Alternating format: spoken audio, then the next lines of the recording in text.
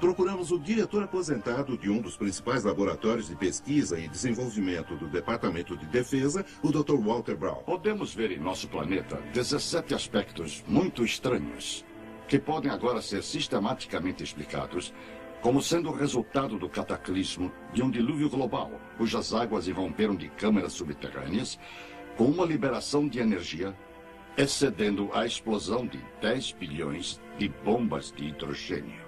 Essa explanação nos mostra quão rapidamente as maiores montanhas se formaram. Ela explica os depósitos de carvão e óleo e a rápida deriva dos continentes.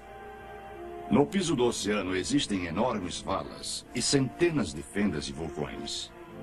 Isso explica a formação de camadas e da maioria dos fósseis dos mamutes congelados, a assim chamada Era Glacial e os maiores cânions, especialmente o Grand Canyon. A Terra pré-diluviana provavelmente tinha apenas um enorme supercontinente coberto com viçosa vegetação. Havia mares e rios principais. As montanhas eram menores que as de hoje, mas talvez com 2.700 metros de altura. De acordo com a teoria da hidroplaca, a Terra pré-diluviana possuía muita água subterrânea, cerca de metade do que tem agora em nossos oceanos. Essa água era contida em câmaras interconectadas, formando uma placa delgada esférica com cerca de 800 metros de espessura, talvez a 16 quilômetros abaixo da superfície da Terra. A crescente pressão da água subterrânea esticou a crosta, como um balão se estica quando a pressão de dentro aumenta. Falhas na crosta começaram com uma rachadura microscópica, que cresceu em ambas as direções a uns 5 quilômetros por segundo. A rachadura, seguindo o caminho de menor resistência, circundou o globo em aproximadamente 2 horas. À medida em que a rachadura correu, ao redor da Terra, a crosta superior de rocha se abriu como um rasgo em um tecido esticado. A água subterrânea estava sob extrema pressão devido ao peso dos 18 quilômetros de rocha se pressionando contra ela.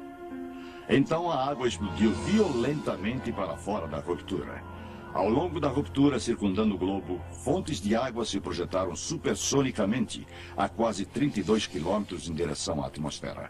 O borrifo dessa enorme fonte produziu chuvas torrenciais como a Terra jamais havia experimentado antes ou depois.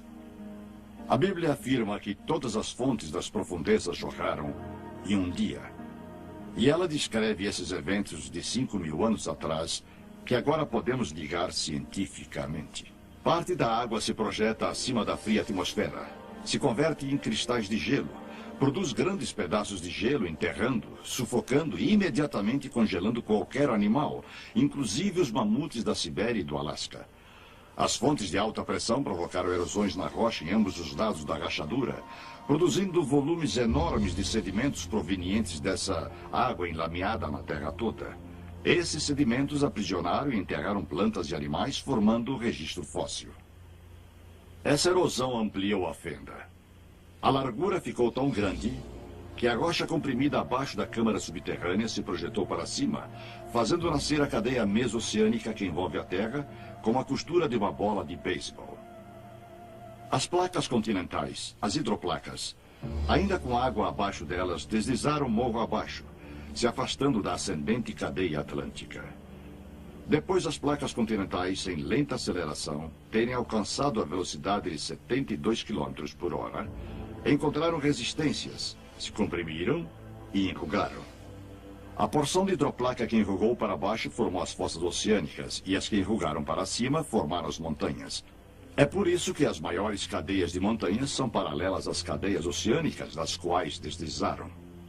As hidroplacas, ao deslizarem das cadeias oceânicas, abriram bacias oceânicas muito profundas, para dentro das quais as águas do dilúvio se retraíram. Nos continentes, cada depressão ou bacia ficou com água até a borda, produzindo lagos pós-diluvianos. A demonstração da maciça catástrofe mundial da antiguidade que acabaram de testemunhar apoia a história bíblica do dilúvio em todos os detalhes.